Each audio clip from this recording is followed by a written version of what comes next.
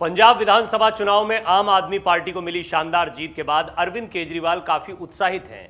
आम आदमी पार्टी की निगाहें अब हरियाणा, गुजरात और हिमाचल प्रदेश समेत उन राज्यों पर टिकी हुई हैं जहां आने वाले वक्त में चुनाव होने हैं।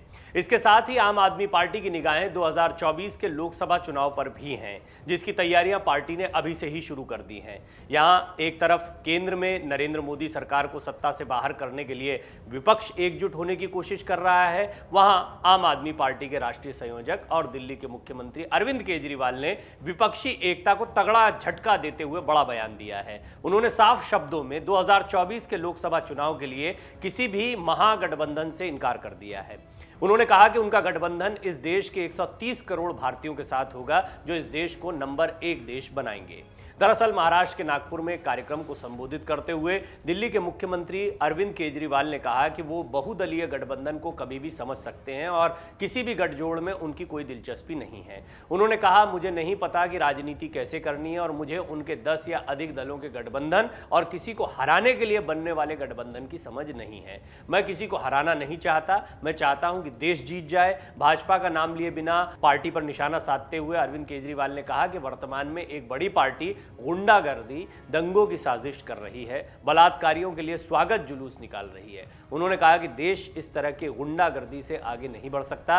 अगर आप गुंडागर्दी और दंगे चाहते हैं तो आप उनके साथ जा सकते हैं, लेकिन अगर आप प्रगति चाहते हैं, स्कूल और अस्पताल चाहते हैं, तो आप मेरे साथ आ सकते हैं। आइए 130 करोड़ आम लोगों का गठबंधन बनाएं। कुछ राज्यों और यहां तक कि देश को वित्तीय अस्थिरता की ओर ले जाने की चिंताओं की पृष्ठभूमि में केजरीवाल ने कहा कि इस तरह की आशंकाएं निराधार हैं। उन्होंने कहा, ये सभी अर्थशास्त्री लिख रहे हैं कि सब्सिडी कल्चर देश को तबाह कर देगा। उन्होंने कभी नहीं लिखा कि भ्रष्टाचार की संस्कृति देश को तबाह कर देगी।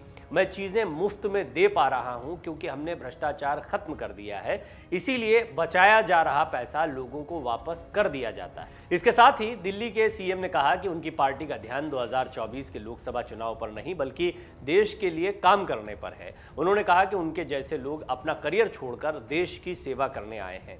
गौरतलब है कि पंजाब विधानसभा चुनाव में अरविंद केजरीवाल की आम आदमी पार्टी ने स्पष्ट बहुमत हासिल किया, जबरदस्त जीत हासिल की है। प्रदेश की कुल 117 सीटों में से आम आदमी पार्टी ने 92 सीटों पर ऐतिहासिक जीत दर्ज की। वहीं उस समय सत्ता में रही देश की सबसे पुरानी पार्टी कांग्रेस महज 18 और भाजपा महज 2 सीटों पर ही जीत दर्ज कर पाई। पार्टी को मिली शानदार जीत के बाद अब अरविंद केजरीवाल की निगाहें हरियाणा, गुजरात और हिमाचल प्रदेश समेत उन राज्यों पर टिकी हुई है जहां आने वाले समय में चुनाव होने वाले हैं। अब देखना यह होगा कि आने वाले चुनाव में जहां आम आदमी पार्टी चुनाव लड़ती है, वहां पर वो अपना कितना जलवा दिखाती है। आपकी जानकारी के लिए आपको बताते चले कि 2019 के लोकसभा चुनाव से पहले भी विपक्ष को एकजुट करने की कोशिशें हुई थी। चुनाव से पहले पश्चिम बंगाल के मुख्यमंत्री ममता बनर्जी के न्योते पर विपक्षी दलों के नेता कोलकाता में एकजुट भी हुए थे। इस दौरान विपक्ष के कई दिग्गज नेताओं ने एक साथ मंच भी साझा किया था। अखिलेश यादव, तेजस्वी यादव, अरविंद केजरीवाल से लेकर चंद्रबाबू नायडू समेत कई दिग्गज नेता इस मंच पर एक साथ दिखाई दिए थे। हालांकि 2019 के लोकसभा चुनाव में कोई औपचारिक गठबंधन नहीं बन सका था।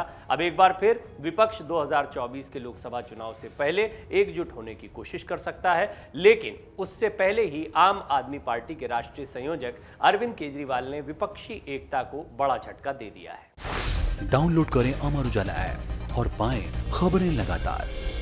अगर आप ये वीडियो YouTube पर देख रहे हैं तो हमारे चैनल को सब्सक्राइब करें और बेल आइकन को दबाना ना भूलें। अगर आप Facebook पर ये वीडियो देख रहे हैं तो हमारे पेज को लाइक करें।